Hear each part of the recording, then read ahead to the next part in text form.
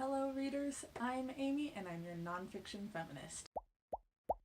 Today I thought for Mentalhealth-athon and Mental Health Awareness Month and all of that, I would go ahead and do the mental health book tag. So this is brought to us by Morgan Vega, so let's get started with this. The first question is, what book or series includes a strong support system? For this one, I'm going to go with the Harry Potter series.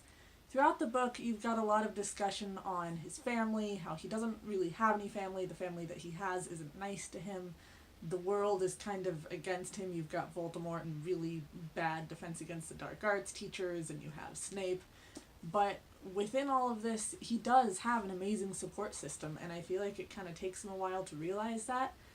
Not only do you have Ron and Hermione, but you have Dumbledore, Lupin, the Order of the Phoenix. He's got an amazing support system, it's just not necessarily a blood-related support system, but that's fine.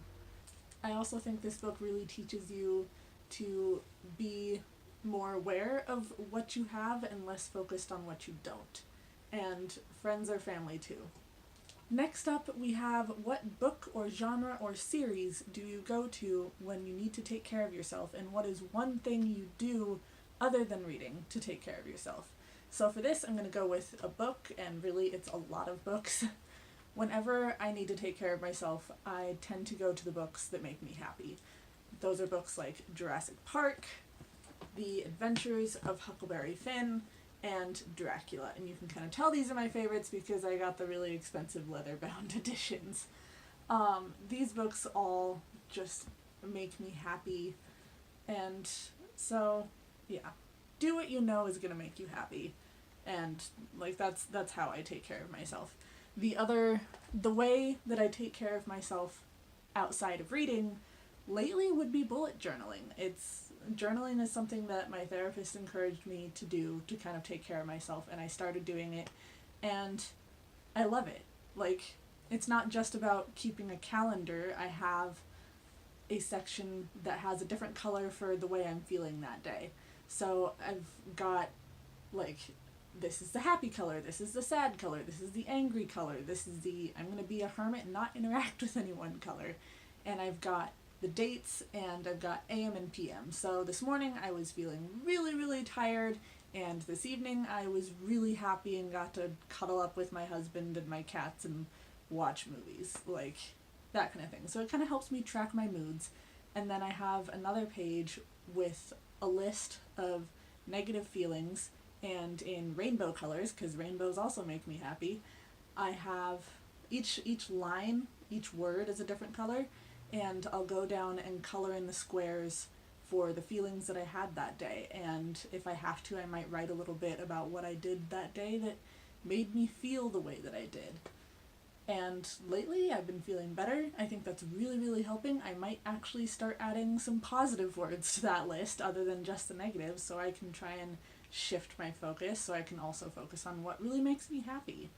And that's also the journals where I keep track of my ideas for YouTube and for book tags, where I go more extensively into things that have made me happy or sad lately.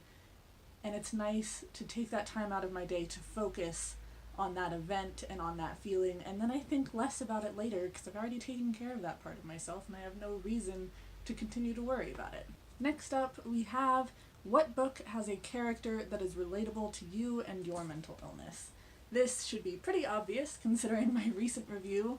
That would be Sparrow by Sarah Moon. She deals with anxiety and depression and just general loneliness, and I think she's amazing. I don't usually connect to a lot of characters in a very personal way, so Sparrow really changed that for me. I think she's an amazing human being who really just needed to reach out for help and find a place for herself in life. And she did end up accomplishing that, and that is awesome. Like, I loved this book so much.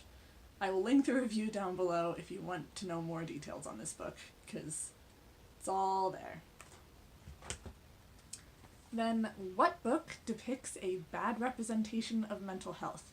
For this, as much as I truly enjoyed this book, as much of an appreciation as I have grown for Wilkie Collins, I have to say The Woman in White. Judging by the romance in this book and where it goes throughout the book, Miss Fairley is one of the main characters, and you have Miss Fairley and you have Miss Halcombe, I think? I don't know, this book is huge, I can't find the name. The sister, Miss Halcombe, I want to say Miss Halcombe, that's the word that's coming to my mind right now.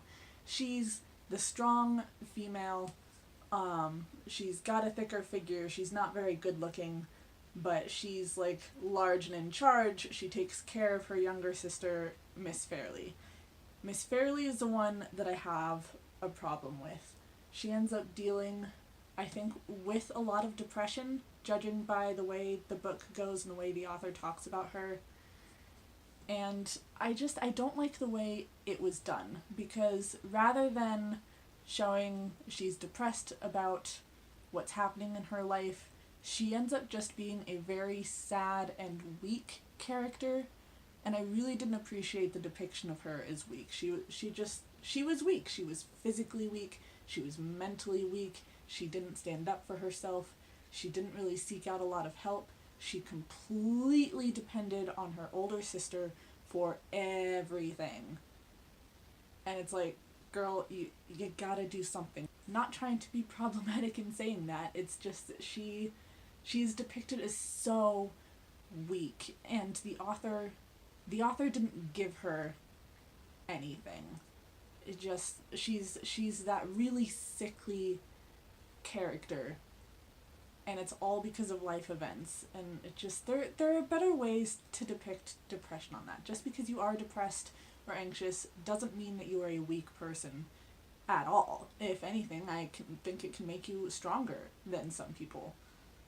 Just, it was a depiction of the character. I don't think it was done very well. She's one of my least favorite characters in this book. I don't know. I think this whole thing's a rant on its own. Alright, question number 5. What book has a good representation of mental illness or mental difference? I'm going to go with one of the first books on mental illness that I ever read, and that was Jodi Picoult's House Rules. This is about a kid with Asperger's and his single mom and his brother. Someone died, they think she was murdered, they think that it's the kid with Asperger's because he has some very, very suspicious behaviors. Not only because of his Asperger's and the way that illness can make you act out in society and can make you perceive society, but also in his particular obsessions. He happens to really be into science and this, like, murder mystery TV show. And to them, that's very suspicious behavior, and it just goes through the stuff that his family deals with, how he perceives the world. Like, I thought this was a really, really good one. Then we have, what is your favorite book that depicts mental illness or mental difference? I initially thought I was going to say Sparrow with this one, but I've decided to go with The Quiet Room by Laurie Schiller. I just finished this. I think it's awesome. It was what I wanted from the Collected Schizophrenias that I ended up not getting. Where the Collected Schizophrenias is very, like, depersonalized and very much about the research on schizophrenia. This is an autobiography and biography kind of mashup, where you have the author, Laurie Schiller, who talks about herself and her treatment in different centers and the different medications that she was on and the voices that she hears, the body dysmorphia that she deals with, just so much about schizophrenia and what her experience was like. And it also has her parents and her brothers and her doctors talking about their experience of her mental illness. And I think it was awesome to get all of those different perspectives. It was very personal. It had a lot of heart. You really felt for her. And I really loved this. It was good. I guess you could say Sparrow was my favorite fiction. This is my favorite non-fiction so far. And then, what is your least favorite book that depicts mental illness or mental difference? For that one, I'm going to have to go with The Pocket Wife. I read this a while ago. It's about a woman with bipolar, and they think that she, like, killed her best friend or something. And it wasn't so much the depiction of the bipolar as it was the kind of attitude that the author seemed to have toward it, or the way the character seemed to act towards her bipolar. So, again, she's suspected of something because of her mental illness. And throughout the book, everyone's saying how crazy she is. We're never told that the character has bipolar, except in the description of the book. In the book, that term is not mentioned once. And the kind of treatment that she goes through towards the end of the book, just nothing about it was very realistic. And it was frustrating. Like, to just call the character crazy throughout the book, to have no explanation of the way that she behaves that is mentioned within the book. It was done really poorly. She has no support system whatsoever. I didn't love it. And this book makes me angry just to think about. So let's move on. Thanks a lot. If he disturbs my video, he gets to be held and feature in my video. As you can see, he just got his lion cut. He's not nearly as tough as he looks. Okay, great. Where was I? Okay. What book takes you to your happy place, and where is your happy place? This one, of course, it's at the very bottom of my book pile. Jurassic Park. Not The Lost World on the bottom. That was a really bad sequel. Jurassic Park. Jurassic Park is one of my top 2 favorite books. I think my top one would have to be Dracula. Sometimes I go back and forth between the two. But Jurassic Park is my happy place. It's an amusement park with dinosaurs, and it goes into the science and the research behind it. I really love the characters in this book. I love the adventures of this book. Like, I loved this book. This book makes me happy. So happy. And I would love to go to an amusement park with dinosaurs. I wouldn't want to get eaten by the dinosaurs, but I love the adventure of it. I love it. As for my physical, in this world, happy place, I'd have to go with really just curling up in bed with my cats.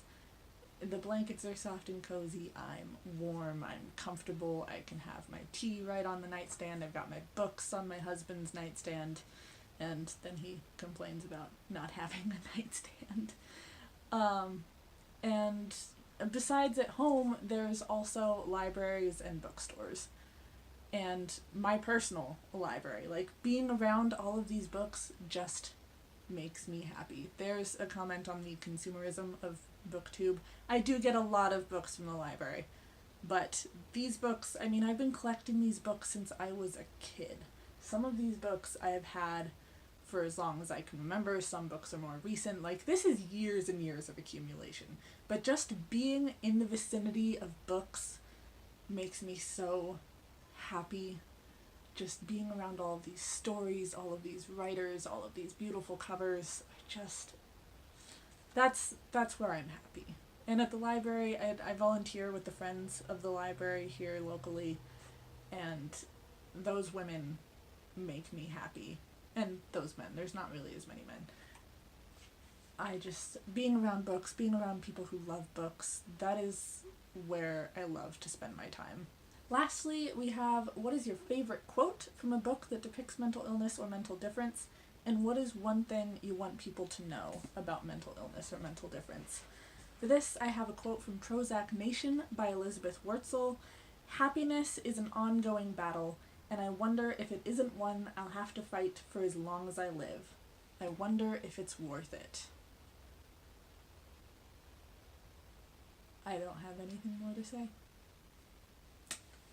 Last part of the question, what's one thing I want people to know?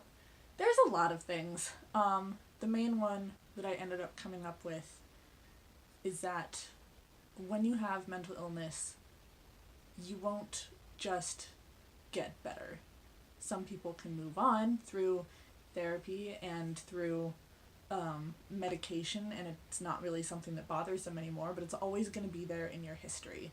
And for me, with anxiety and situational depression, having a mental illness is like having a second job where you can't quit that second job. It's always going to be something that you're thinking about. It's going to be something that you deal with in one way or another every single day. You will have good days at this job of mental illness. You will have bad days. Sometimes you'll be lucky enough to go on vacation, but it's always going to be there, whether in your history, in your present day life, in your future. That is a second job, and you will always have that second job. And I say job because it is a job. You have to work at it. You've got therapy and medication. You have your really bad moments with just the wrong people to have those moments with. It's you'll get feedback from people, you'll get constructive criticism from people, you'll have people that look down on you because of it, and you'll have people that look up to you because of it. And that's it. You're not necessarily going to get better. It's not necessarily going to get easier. Sometimes it does, if you're lucky, and sometimes it doesn't. And just be supportive of your friends who are dealing with that. If you're there supporting them, that's what they really need. That's what really counts. So, those are my thoughts on this mental health book tag. Thank you so much, Morgan Vega, for coming up with this. He needs to stop interrupting my filming. I should probably close the door, but then you'll just hear this banging throughout the entire video as he's messing with the door to my library. Necessary evil. It's between a rock and a hard place. Anyways, I hope you enjoyed this book tag. I really enjoyed this book tag. I'm hoping to focus more on mental health as the month goes on. Down below, are you dealing with mental illness? What books or things in your life help you with that? Let's have a conversation. And I want to talk about mental health. That's what this month is focusing on.